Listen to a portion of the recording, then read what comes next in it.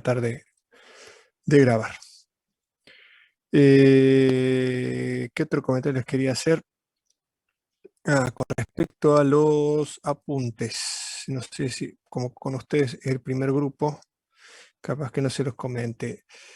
Tengo la última versión de los apuntes. No están en autogestión, voy a bajar los que están en autogestión y voy a subir los nuevos. Eso lo voy a hacer hoy. Así que los que ya lo bajaron, bueno, sepan que hay una versión más nueva que voy a subir. Básicamente igual, solo que tiene algunas correcciones de formateo y de algún error ortográfico que pueda tener. Y creo que se sacó un gráfico que estaba mal. Bueno, vamos entonces a prender la grabación y después vamos a compartir pantalla.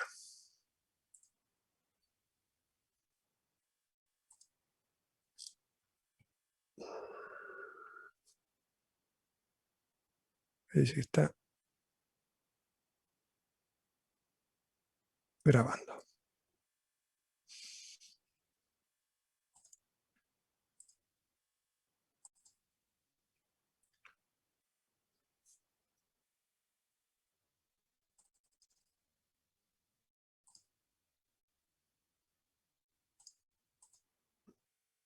Bien, vamos a checar esto ahí arriba. Bueno, entonces, la clase de hoy vamos a ver unos conceptos básicos sobre bombas y principalmente sobre bombas centrífugas, que son las que nos interesan para nuestras instalaciones de agua industrial. Entonces, empecemos. Antes que nada, definamos qué es una bomba hidráulica. La definición dice que las bombas son máquinas hidráulicas que absorben energía mecánica y entregan energía hidráulica, cinética y presión a un fluido que las atraviesa. Entonces, es una máquina que convierte energía mecánica que se le aporta en energía hidráulica para transferir una presión y un caudal a un fluido determinado. Tenemos dos grandes familias de bombas en cuanto a su clasificación, que las podemos separar en, por un lado, las bombas de desplazamiento positivo y por otro lado, las bombas dinámicas. Las bombas dinámicas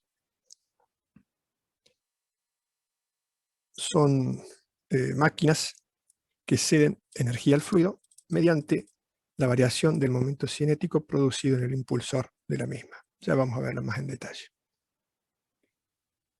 Dentro de las bombas dinámicas tenemos las bombas centrífugas, periféricas, bombas especiales, y dentro de las centrífugas de flujo radial o de flujo axial. Las que nos interesan a nosotros dentro de esa familia son las bombas centrífugas. Por otro lado tenemos las bombas de desplazamiento positivo, que estas máquinas ceden energía de presión al fluido mediante volúmenes confinados.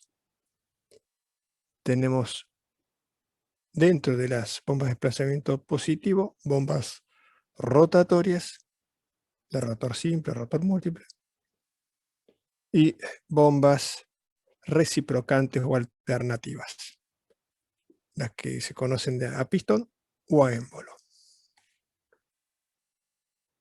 Veamos entonces,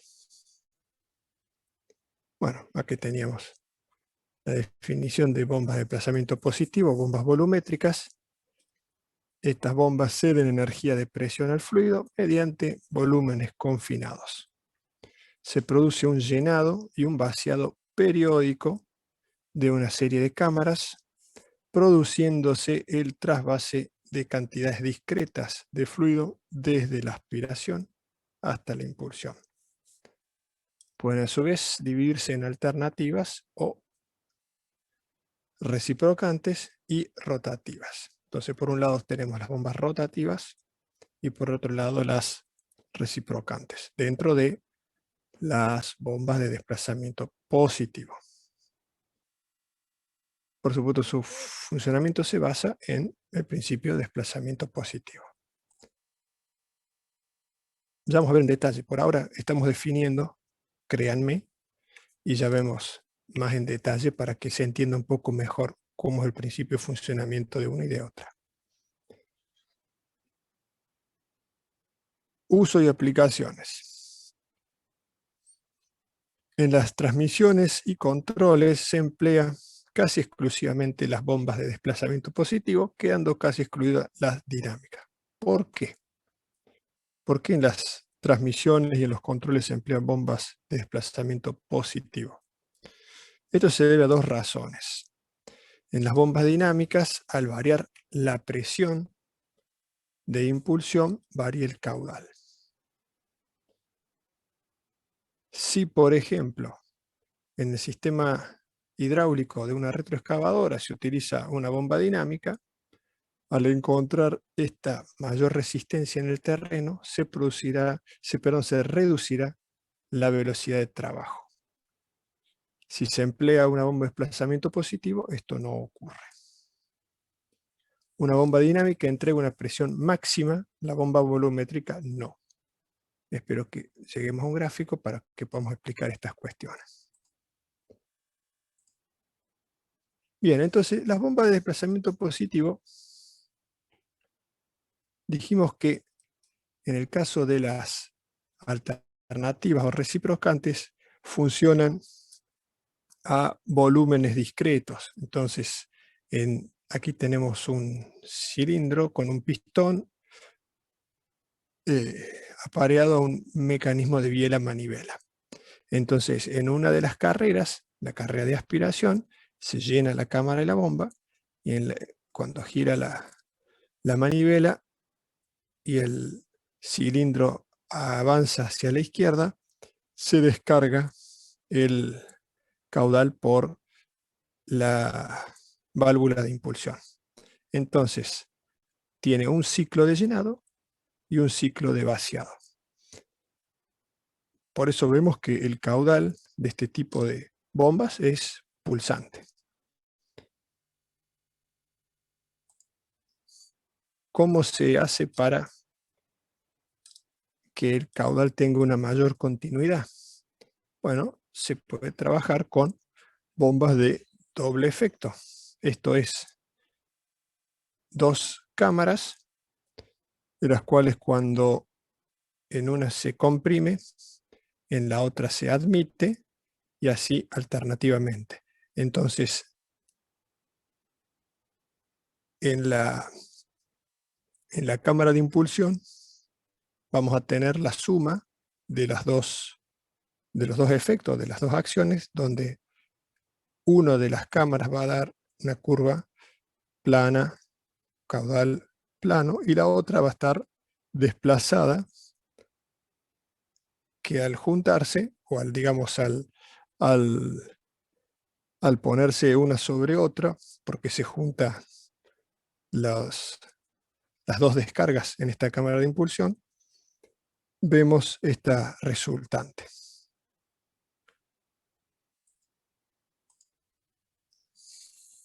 Yo creí que teníamos un corte de una bomba de estas, pero no, tiene el apunte.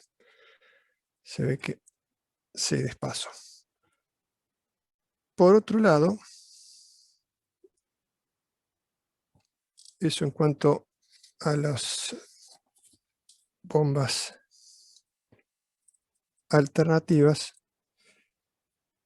siempre estamos hablando de bombas de desplazamiento positivo. Por otro lado, tenemos también dentro de las bombas de desplazamiento positivo, las bombas rotativas. Las más comunes son las del tipo lobulares, en las que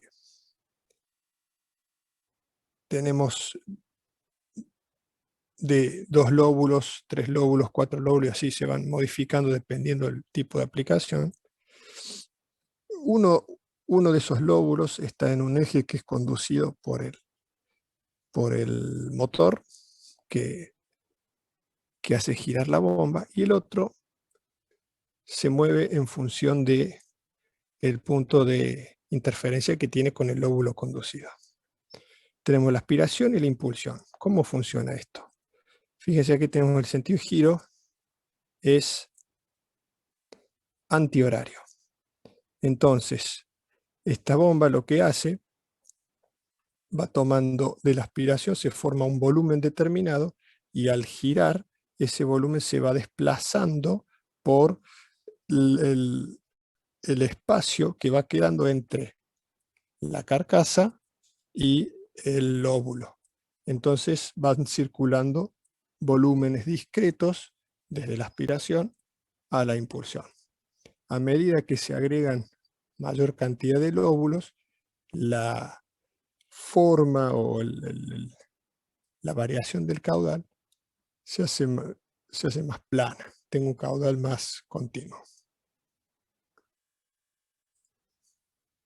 De la misma forma, el funcionamiento de las bombas de engranajes, que se usan para básicamente bombear aceite para sistemas hidráulicos. Tenemos la aspiración, la impulsión, y los engranajes, uno está conducido por el motor y el otro gira en función de la interferencia con el engranaje conducido.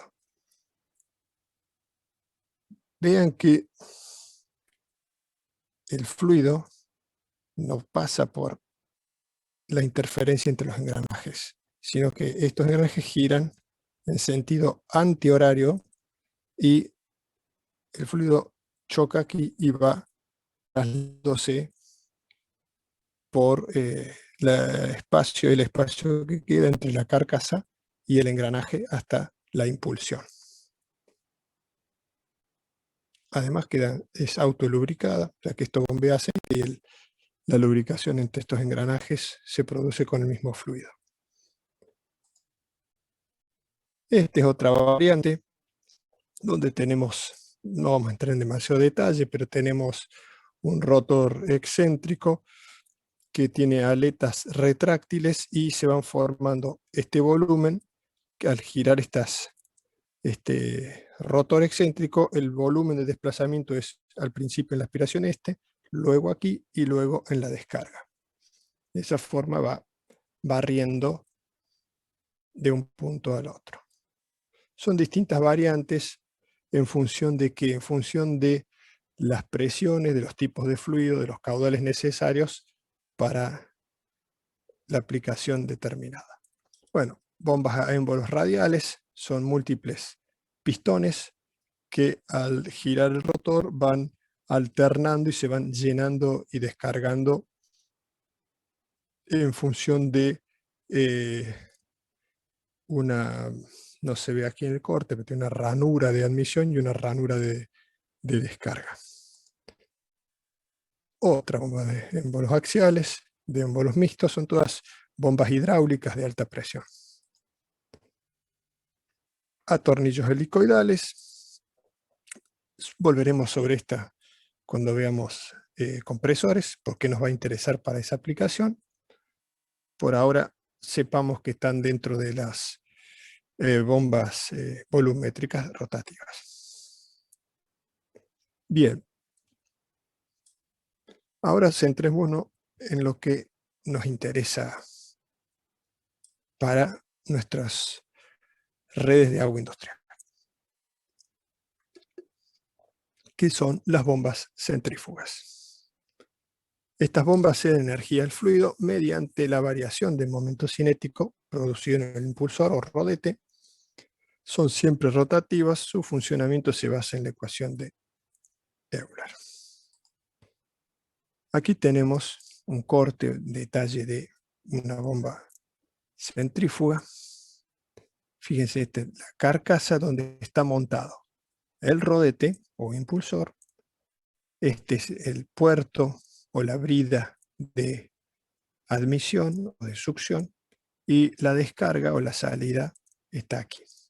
El fluido ingresa por aquí, se conduce de forma radial a lo largo del rodete, en un punto de baja presión es admitido y sale en un punto de alta presión. Para que esto pueda funcionar de esta forma, fíjense que no hay ningún apoyo en el rodete de este lado. Esto está en voladizo. Para poder tener, ¿por qué? Porque la succión es por el centro del rodete. Si tuviésemos aquí un apoyo, esta bomba no funcionaría. Por lo tanto, este rodete está montado en voladizo. El eje, entonces, está soportado por dos puntos, dos rodamientos que están lubricados y tienen un acople lubricado. En esta parte del eje se conecta un acople, un manchón, que se llama manchón de goma, para acoplarlo al motor que impulsa la bomba.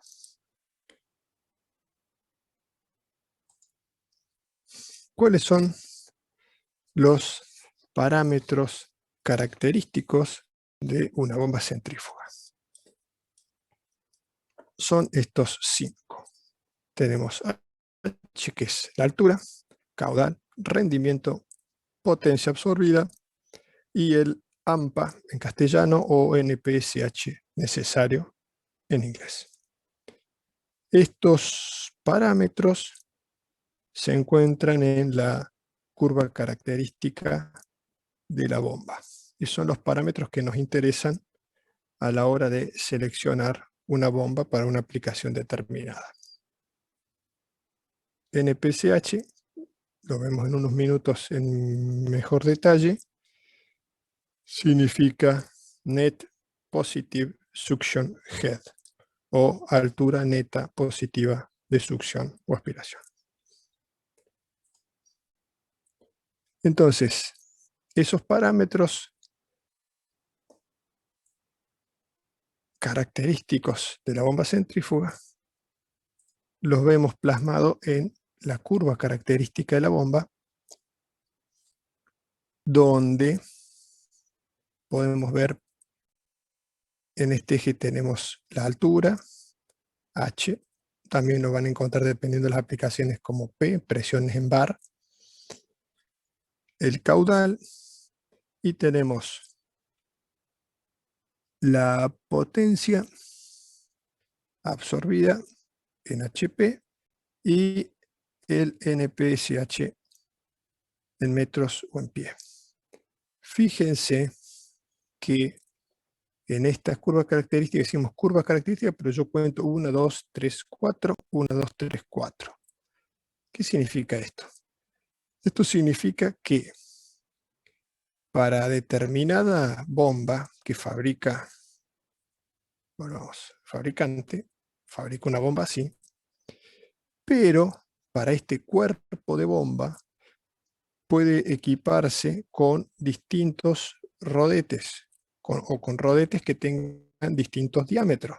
No van a fabricar un cuerpo distinto para cada diámetro de rodete. Esto es, dentro de ciertas tolerancias, para determinado cuerpo de bomba, se puede fabricar con distintos diámetros de rodete.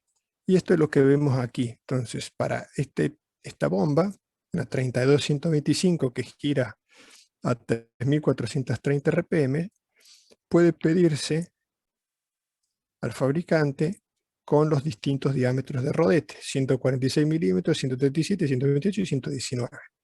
Cada rodete tendrá su curva. Generalmente, si no viene del fabricante con en la especificación, con el rodete en el diámetro que se busca, y se compró la bomba genéricamente, lo que se hace es se desmonta el rodete, se lleva a tornear, se mecaniza y se lleva el diámetro de rodete que uno busca.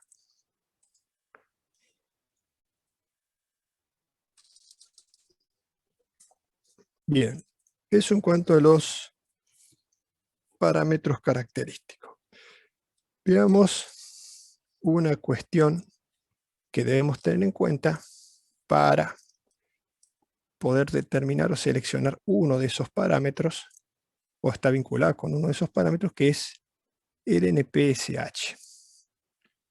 ¿Por qué nos interesa? Veamos antes el fenómeno de la cavitación en las bombas centrífugas. Hagamos un pequeño comentario sobre la cavitación. La cavitación es un fenómeno de formación de burbujas dentro del cuerpo de la bomba, más específicamente en el rodete, debido a que el fluido en ese punto, o la presión del fluido en ese punto, cae por debajo de la presión de vapor, entonces se forma vapor. Luego esa burbuja que se forma circula hacia un punto de mayor presión, donde la presión en ese punto es superior a la presión de vapor, y esas burbujas implotan o colapsan. Entonces, ese proceso de formación de burbujas e implosión de burbujas se llama cavitación.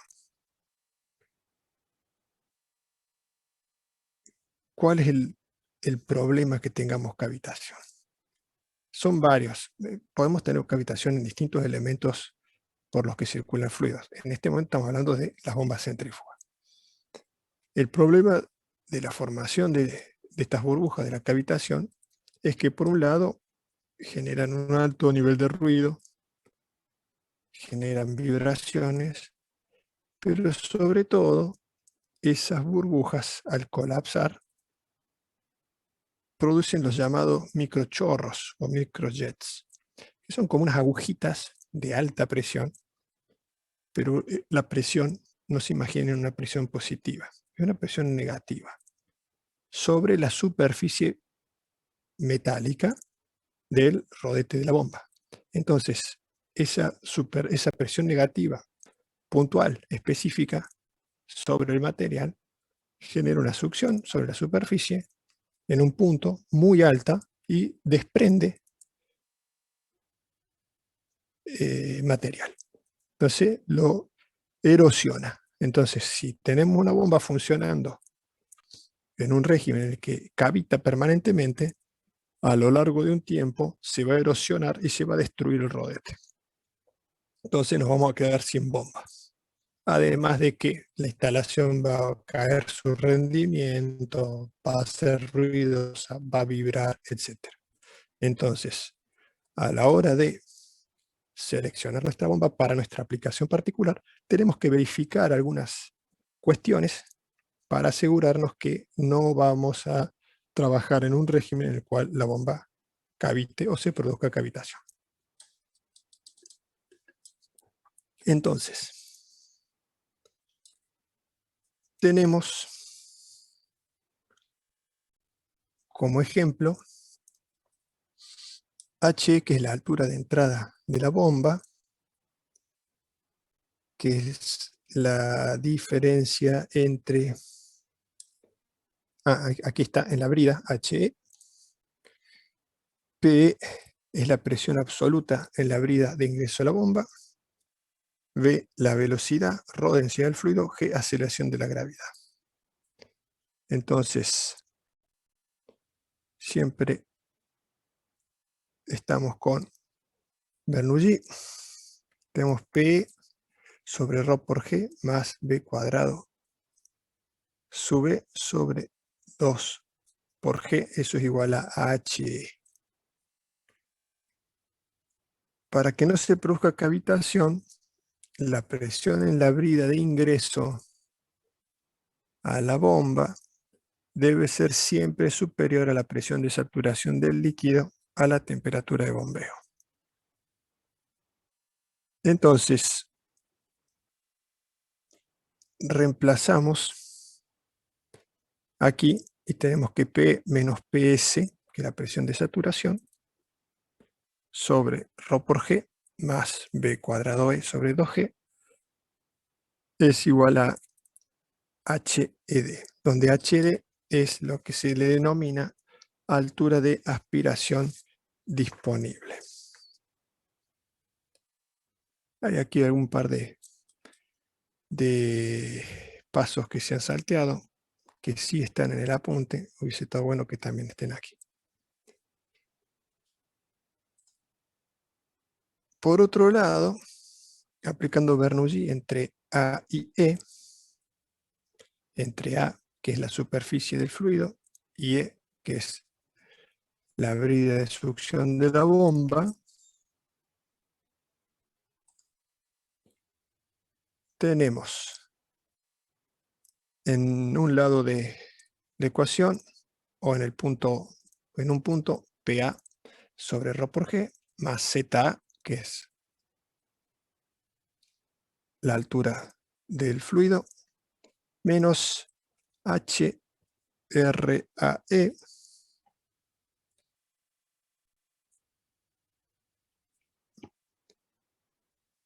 igual a HRAE. Aquí no está aclarado, pero HRAE, ¿qué vendría a ser? Vendría a ser las pérdidas, es la altura que representa las pérdidas de carga en el tramo AE. O sea, es la pérdida de carga en la cañería. No está el detalle en la filmina. Igual a la presión en el punto E más ZE más B cuadrado E sobre 2G. Llamamos PA presión absoluta sobre el nivel del líquido en el depósito de aspiración. ZE menos ZA es HS o altura de succión. Despejando y reemplazamos, tenemos que HED es igual a PA menos PS sobre ρ por G, menos la altura de succión, menos HRAE.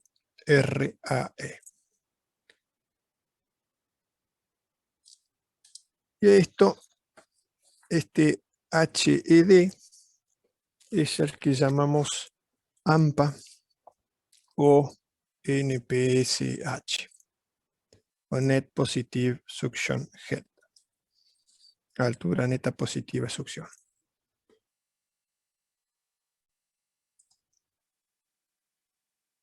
¿Y qué hacemos con eso? Ahora sabemos que esa altura disponible está vinculada a qué? Está vinculada a la configuración de la succión de la bomba. Esto es, cuál es la distancia entre el líquido y la brida de la bomba, cuál es la pérdida de carga de la cañería, etc. En función de eso es que tenemos este NPCH disponible. ¿Qué hacemos con eso? Ocurre que existe una caída de presión entre la brida de ingreso de la bomba y el ingreso al rodete. Esto es en el interior de la bomba,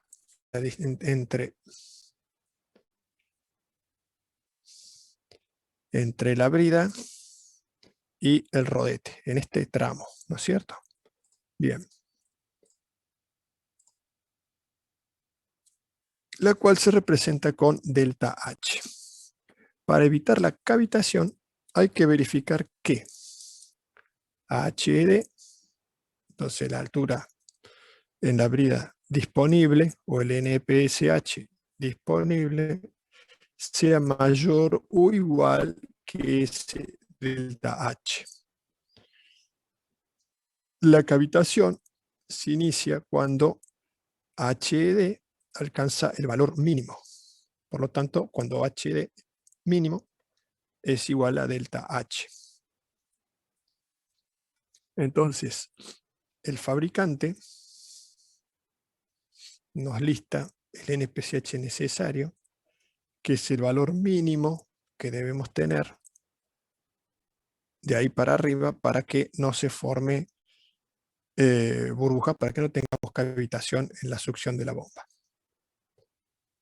Finalmente, tenemos HS max, que es la altura máxima de aspiración, va a ser igual a PA menos PS sobre ρ por G menos HRAE menos delta H.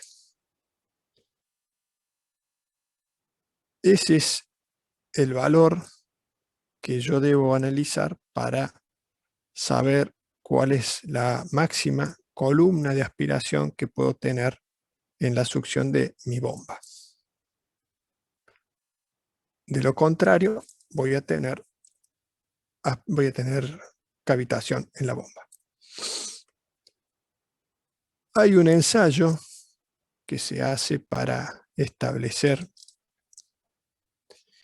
las curvas de HED mínima de las bombas, en las cuales se trabaja en un circuito cerrado, como vemos en esa figura, y se varían algunos parámetros en ese banco de ensayo, y cuando se produce una disminución del HD determinado, que está, digamos, determinado en un 1%, ocurre un fenómeno que el caudal de descarga de la bomba no crece o se mantiene constante, y eso es señal de que se están formando burbujas y esas burbujas están limitando el caudal de la bomba. Por lo tanto, se toma que en ese punto comenzó a cavitar. Pero bueno, esto es un comentario extra sobre cómo se ensaya una bomba para determinar sus puntos de cavitación. De todas formas, lo que nosotros vamos a hacer o van a hacer en el práctico es calcular cuál es la altura disponible, el NPCH disponible, y compararlo con el necesario. Y bueno, y de esa forma vamos a saber si la bomba está bien seleccionada o no.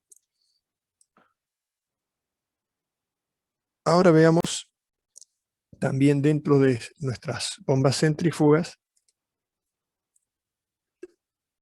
cuáles son las pérdidas genéricamente, ¿no es cierto? Cuáles son las pérdidas que intervienen en la bomba.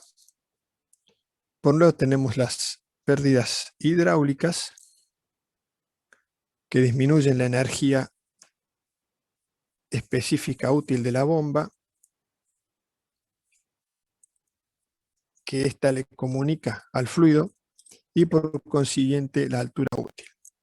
Tenemos pérdidas de superficie y pérdidas de forma. Las pérdidas de superficie se producen por el rozamiento del fluido contra las paredes de la bomba. Esto es contra el rodete, la corona directriz, etcétera, o de las partículas del fluido entre sí.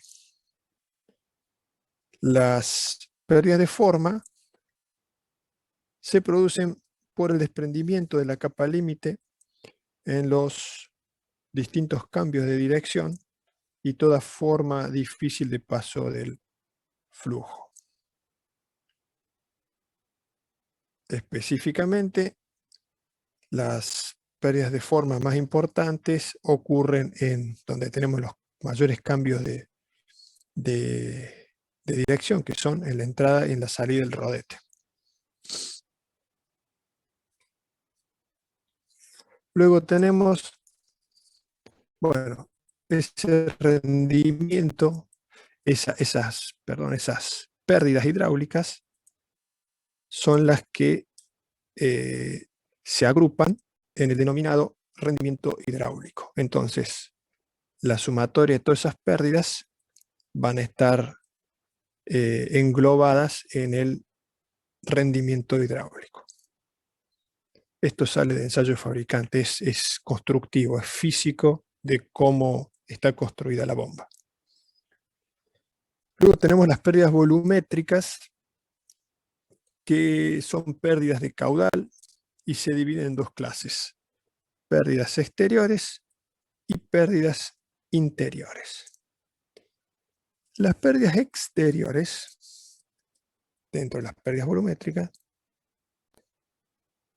son salpicaduras que se hacen hacia el exterior, o sea, son salpicaduras del fluido hacia el exterior de la bomba, en las que se escapa el fluido a través de el espacio o el juego que puede haber entre el eje y la carcasa. Por ejemplo, aquí tenemos un corte, un medio corte del rodete dentro de la carcasa, este es el eje de la bomba. Entonces, este tipo de pérdidas, decimos las pérdidas exteriores, se deben a la pérdida de fluido a través del eje. Para eso existen los distintos tipos de sellos en el eje. Más común es el de tipo prensa estopa, para evitar, esto se ajusta y evita que haya pérdidas por aquí. Pero no se puede ajustar excesivamente porque produciría fricción sobre el eje y se gasta la estopa también. Entonces, en definitiva, este tipo de sello trabaja con un ajuste en el que se establece una mínima cantidad de pérdida. O sea, se permite una mínima cantidad de pérdida, tantas gotas por minuto de pérdida. Por otro lado, dentro de las pérdidas volumétricas, tenemos las pérdidas interiores. Estas son bastante interesantes porque reducen de manera considerable el rendimiento volumétrico de la bomba. ¿Dónde ocurren estas? Estas ocurren en la entrada y en la salida del rodete. ¿Por qué? Porque tenemos diferentes presiones. Si esta es la succión de la bomba, este es un punto de baja presión. Y si aquí tenemos la descarga, este es un punto de alta presión. Entonces, si yo tengo alta presión aquí y baja presión aquí, voy a tener un circuito de retorno a través del espacio rodete carcasa, formando este circuito o este cortocircuito en la circulación del fluido. ¿Cómo se evita esto? Bueno, se diseña, esto que vemos aquí en el circulito, un tipo de sello, conocidos como sellos laberínticos. A ver si tengo detalle aquí. Sí, acá tengo. Entonces, podemos ver, esto es un detalle ampliado de distintas formas en que se puede diseñar el punto donde tenemos el extremo este del rodete con respecto a la carcasa. ¿Para qué? Para básicamente porque es laberíntico. Consiste en agrandar esa longitud lo máximo posible para evitar que esa diferencia de presión genere un circuito de circulación de fluido por ahí. Entonces, fíjense, acá tenemos ese diseño, o aquí también este otro tipo T. Esas pérdidas volumétricas se reúnen o se expresan en el denominado rendimiento volumétrico. Entonces tenemos el rendimiento hidráulico, el rendimiento volumétrico, y ahora tenemos las pérdidas mecánicas, que son todas aquellas que se producen por rozamiento y accionamientos auxiliares. Ejemplo, rozamiento del prensa estopa con el eje de la bomba, el rozamiento del eje con los cojinetes, accionamientos de bomba de engranajes para lubricación, etc. También tenemos otro tipo de rozamiento, el denominado rozamiento de disco, que se llama así, el rozamiento entre la pared exterior del rodete con el fluido que lo rodea. ¿Por qué? Bueno, porque giran a distintas velocidades.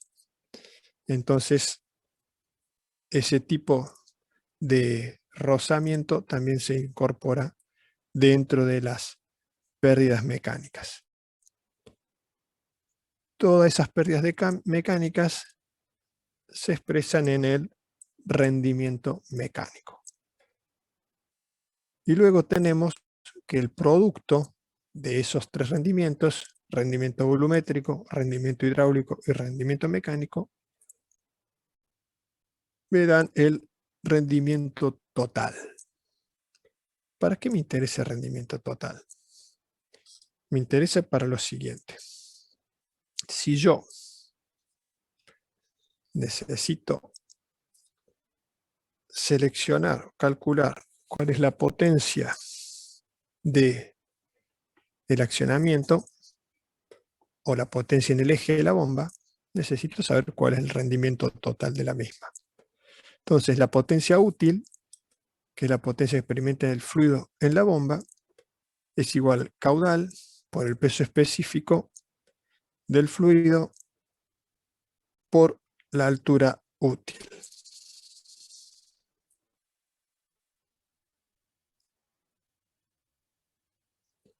Y la potencia de accionamiento en el eje es la potencia suministrada al eje de la bomba. Este valor especifica la potencia necesaria para mover dicha bomba. ¿Y a qué será igual? Será igual a la potencia útil sobre el rendimiento total.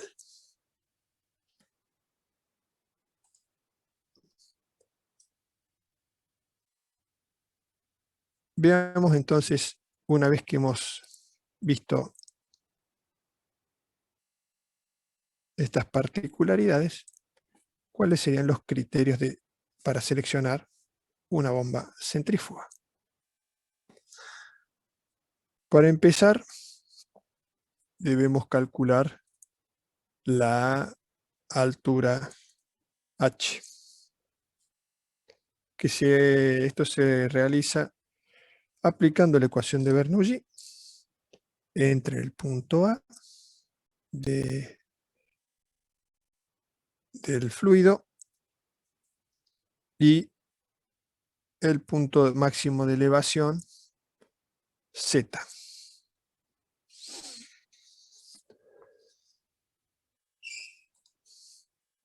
Donde tenemos, a ver, aclaremos, H es la altura de bomba, HA es la pérdida de carga en el tramo de aspiración y HI es la pérdida de carga en el tramo de impulsión. Luego, con la altura H y el caudal necesario de nuestra instalación, se recurre a diferentes curvas de bomba para definir cuál es la más apropiada. Entonces aquí tenemos altura manométrica, H en metros, caudal. En función de el H y el caudal de nuestro sistema, seleccionamos qué tipo de bomba vamos a usar.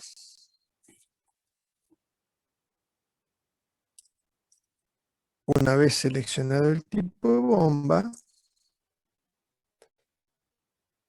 elegimos la familia o la curva de fabricante para definir qué familia de bomba es más adecuada para el rango de trabajo de nuestra bomba.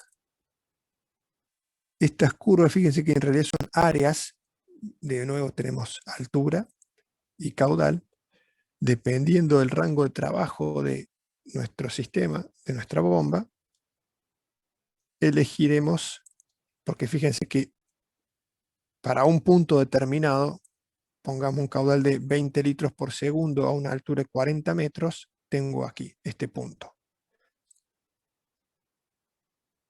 En principio, voy a elegir una bomba de la familia de la 65315.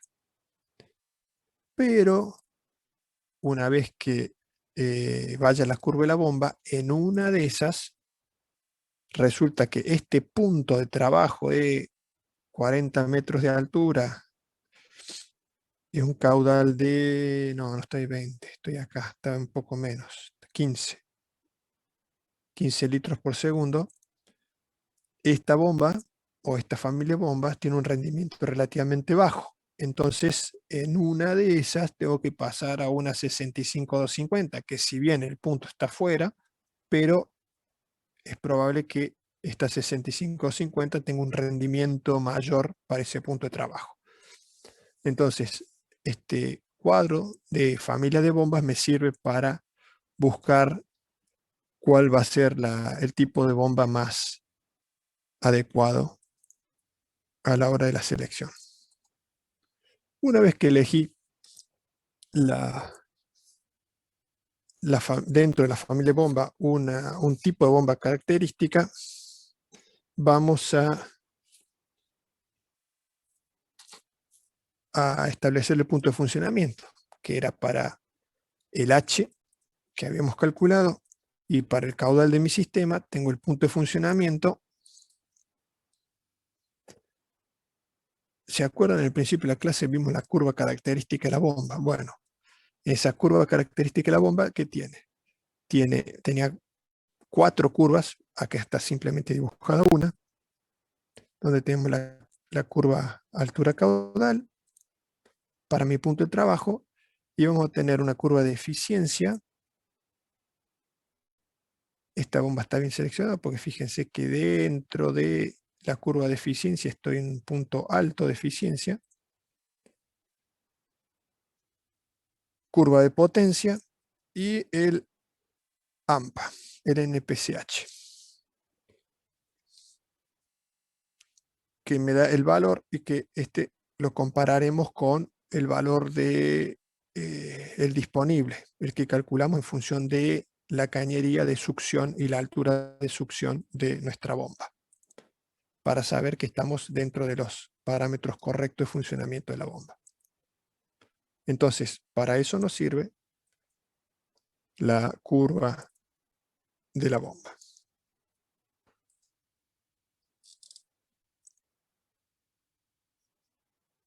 ¿Qué pasa si necesito trabajar con distintos valores, ya sea de caudal o de presión en una instalación, y el rango de variación de ese caudal y presión es relativamente alto, o sea que excede el rango de funcionamiento de una bomba? Voy a tener que trabajar ya sea con 2 bombas en serie o 2 bombas en paralelo. En el caso de las bombas en serie, estas bombas no necesariamente tienen que ser iguales. Simplemente lo que va a ocurrir es que para una bomba voy a tener una curva caudal-presión, y cuando funcionen las 2 bombas se van a sumar a la presión que tenía con una sola bomba, se sumará la presión de la segunda bomba. Entonces voy a poder trabajar con un rango de presiones bastante importante. En el caso de requerir variaciones de caudal, voy a tener que trabajar con 2 bombas que sean iguales. Y la variación de caudal será en función de para una bomba o para 2 bombas. La presión va a ser, o sea, no se van a sumar las presiones, sino que se van a sumar los caudales.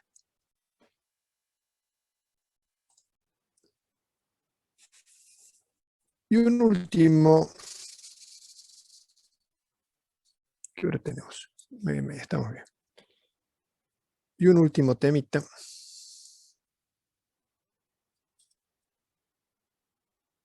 Con respecto a las bombas centrífugas, que es un fenómeno transitorio que ocurre en la operación de equipos y elementos que interrumpen una vena de fluido y producen este tipo transitorio que se llama golpe de Ariete, que consiste en una onda de presión o de sobrepresión que viaja por la cañería. Entonces, dice, el golpe de Ariete puede producirse si se para el motor de la bomba sin cerrar previamente la válvula de impulsión. Esto es si hay un corte de energía imprevisto. Entonces tenemos nuestras bombas funcionando y por algún motivo se corta de golpe. Entonces ocurre una interrupción violenta de la circulación del fluido y esto produce el denominado golpe de Ariete. ¿Por qué no puede producirse cuando arranca la bomba? Y porque la bomba centrífuga, veamos, cuando arranca, acá tengo una curva de la bomba, a caudal cero, nunca puede superar la presión máxima de funcionamiento, que es su presión de caudal cero.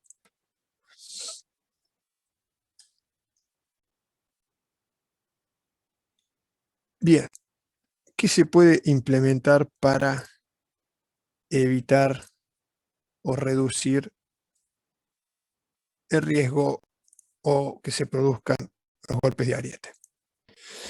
Lo primero es las operaciones de válvulas en la impulsión tienen que tener un tiempo mínimo de operación. Esto es cerrar lentamente la válvula de impulsión. ¿Cómo se hace esto? O sea, ¿cómo me garantizo yo que la operación de las válvulas en la impulsión de una bomba se va a producir en determinado tiempo? La forma es colocando a la bomba, a la válvula, un mecanismo de piñón y cremallera, un sinfín, que permite girar la manivela y de esa forma la válvula se va a cerrar en un tiempo determinado.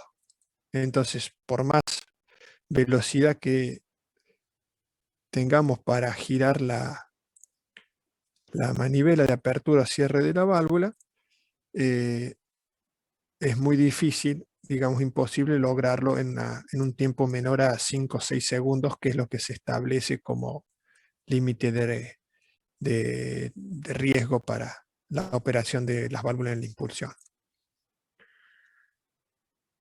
Otra forma es escoger un diámetro de tubería de impulsión grande para reducir la velocidad del fluido. Tengamos en cuenta que esto tiene ciertas limitaciones. ¿En qué sentido? En que el costo, cuanto mayor diámetro de cañería, más costosa mi instalación. Otra es instalar una bomba con volante de inercia para que en caso de corte de suministro eléctrico se reduzca lentamente la velocidad de la bomba, por ende la velocidad del fluido en la tubería. Esto es práctico para sistemas de funcionamiento continuo. Esto es, si una bomba que tiene varios arranques por hora, esta solución no es práctica porque para entrar en régimen eh, tiene que darle, digamos, la inercia necesaria a ese volante. Por lo tanto, el gasto energético es superior. En cambio, en bombas que funcionan de manera continua, una vez que la bomba está en régimen, está todo en orden. Por lo tanto, esta solución para bombas de funcionamiento continuo es acertada. Y una última solución sería inyectar aire con un compresor en la línea de impulsión para producir un muelle elástico, un hidroneumático, que trabaje como amortiguador de la sobrepresión. Hay distintas soluciones de esta.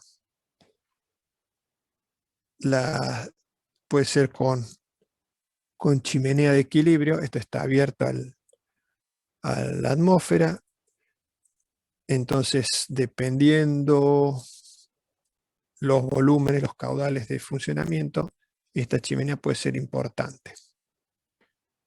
Una solución es cerrar la chimenea, como aquí, teniendo aire a presión. Entonces con un tanque hidroneumático se puede lograr una solución que sea más compacta. Pero básicamente es agregarle a un fluido incompresible como el agua un elemento compresible como el aire, de forma que trabaje como un resorte, un amortiguador, absorbiendo esa sobrepresión.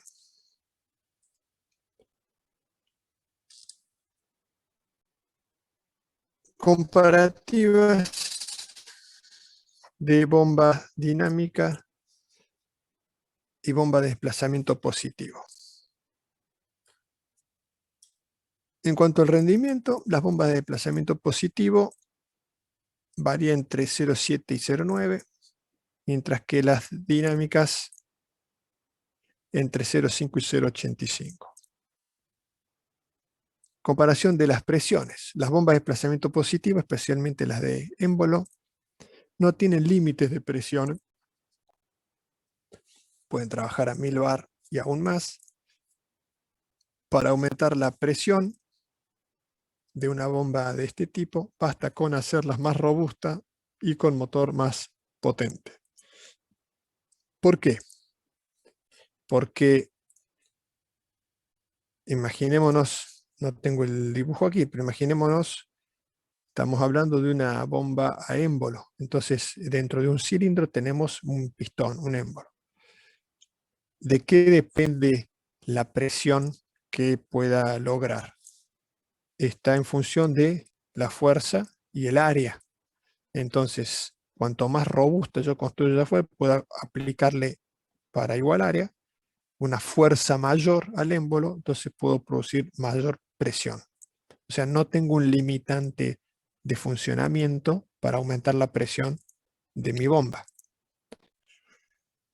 En cuanto a las bombas dinámicas, las bombas centrífugas y axiales alcanzan elevadas presiones de hasta 350 bar, aumentando el número de etapas o escalonamientos. Entonces, para lograr presiones elevadas en las bombas dinámicas, tengo que colocar múltiples etapas. Esto se hace, son bombas que tienen en el mismo eje múltiples rodetes, entonces en la descarga del primer rodete va a la succión del segundo y así sucesivamente la cantidad de escalonamientos que necesite. En cuanto a los caudales, las bombas dinámicas se adaptan fácilmente a grandes caudales, mientras que las de desplazamiento positivo se adaptan a caudales limitados. Para aumentar el caudal de ellas hay que aumentar el tamaño de la máquina, el área, por lo tanto el volumen del cilindro. Y bueno, y como aumentan las dimensiones y es un elemento reciprocante, eh, eh, las inercias que están en juego son limitantes de la velocidad de la bomba. Por lo tanto, En el caso de las bombas de desplazamiento positivo, los caudales son limitados. Estas bombas nos interesan para, más que para grandes caudales, para grandes presiones. Un ejemplo doméstico de una bomba de desplazamiento positivo puede ser las hidrolavadoras. Las hidrolavadoras que usan para lavar el auto es una bomba de pistones, tiene un caudal muy pequeño, pero una alta presión.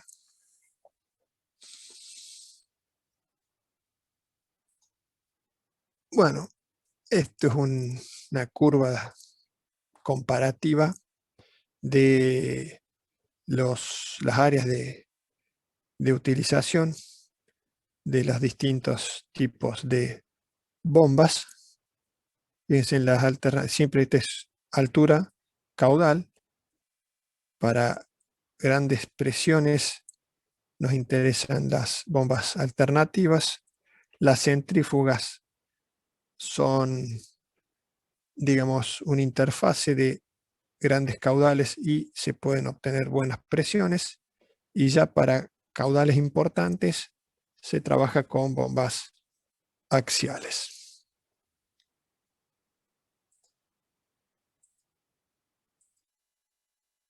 Bueno, a ver si corto ahí, porque ahora procesa. Bueno, si no se colgó y la clase se dio, quiere decir que funciona la grabación. ¿Preguntas?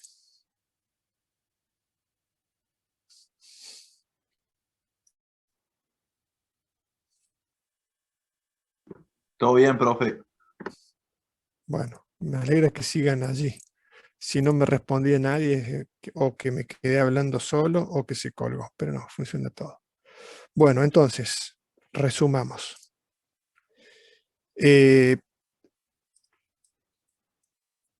A medida que veamos los distintos tipos de instalación, cuando vemos aire comprimido, vamos a volver sobre ciertos tipos de bombas, que en realidad van a ser bombas para fluidos compresibles, para aire. Pero lo que nos interesa en esta parte es que quede claro las cuestiones relativas a las bombas centrífugas, a la curva característica de una bomba y cómo es la metodología para la selección de una bomba para una aplicación. Creo, a ver, hoy es miércoles. En 2 semanas van a tener práctico de eso. Se van a ver con el ingeniero Quintero cómo es el proceso de selección de la bomba. O sea, con lo que hemos visto ahora, lo van a ver en la práctica. O sea, van a hacer un ejercicio de aplicación para que puedan terminar de cerrar la idea. Sí, van a tener trabajo práctico. O sea, el trabajo práctico de agua industrial no lo tengo exactamente en la cabeza porque lo hace el ingeniero Quintero y lo supervisa el ingeniero Arolfo, pero básicamente se trata de proyectar una red de agua industrial. Creo que le dan distintas máquinas que tienen que alimentar. Y bueno, hay que calcular las redes en función de los consumos, las pérdidas de carga que tiene la red, y luego tienen que seleccionar una bomba para alimentar ese sistema. Así que van a calcular pérdida de carga en cañería y van a calcular selección de bomba.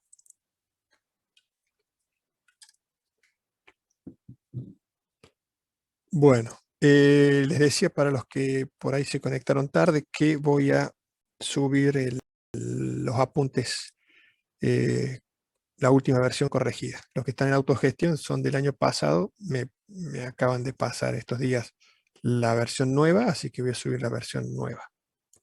Son iguales, pero tienen algunas correcciones.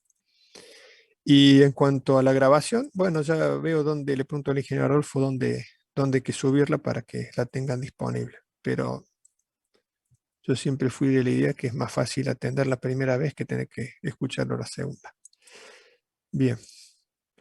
Si no hay más comentarios, los veo el miércoles que viene.